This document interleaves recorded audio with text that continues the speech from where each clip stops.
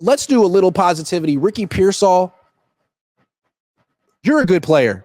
I want to apologize for doubting him. I need to remember that Kyle Shanahan doesn't play the best players, particularly if they're young guys. We should know this by now. He said it himself at the Super Bowl just a few months ago.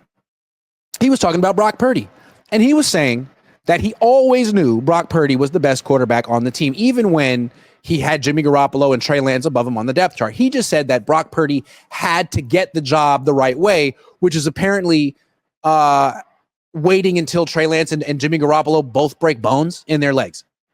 That's the right way for Brock Purdy to get the job. Not like outperforming them in practice and then being rewarded for his performance by starting. That's how it works on every other team. No. The best players, if they're young, have to wait until other guys get hurt, even if they're better.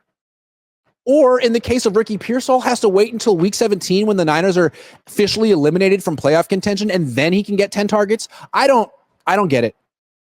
But it's important to remember that you cannot write off young players on the 49ers because they're not playing. I mean, Samuel Womack didn't play for 4 years, gets waived, goes to Indianapolis, plays well. Juwan Jennings buried for 4 years, gets 15 targets a season, all of a sudden pressed into duty because Brandon Ayuk gets hurt, plays freaking hella well. So I'm going to make sure I remember that in the future. Ricky is explosive. He's a good route runner. He's not small. He's not scared to go over the middle. He's a very well-rounded player. He looks like someone that could be part of the future. He looks like someone who should have been getting 10 targets a game since the freaking bye week. And I think it's so interesting that we've been pleading with Kyle. Would you please take Debo's targets, all the targets, all the plays that you call for Debo, throw them out and call them for freaking Pearsall. And it's like, he was like, no, for weeks, can't do that. We're trying to win games. And then when the season's over, finally, 1 target for Debo, 10 for Pearsall, 34 points. 147 yards from scrimmage for Pearsall and a touchdown.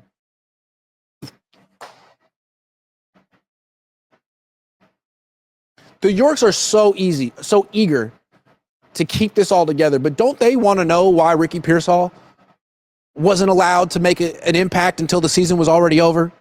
Aren't they curious? Don't they ask these questions? Can't they at least have a meeting? I mean, isn't one of the more maddening things about this particular iteration of the 49ers that they had all these good players that they didn't use?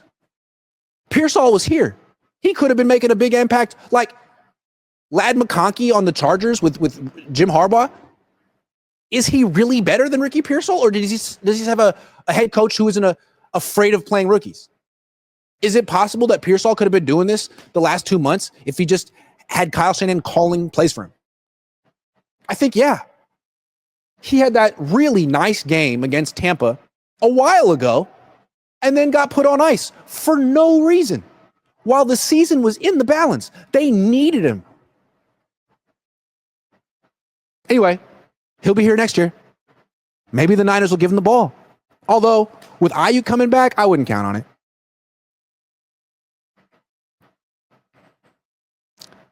Brandon Graham says 16 straight passes in a one-score game. A plumber as his left tackle. Kyle treats his players as commodities. He has zero feel for the moment.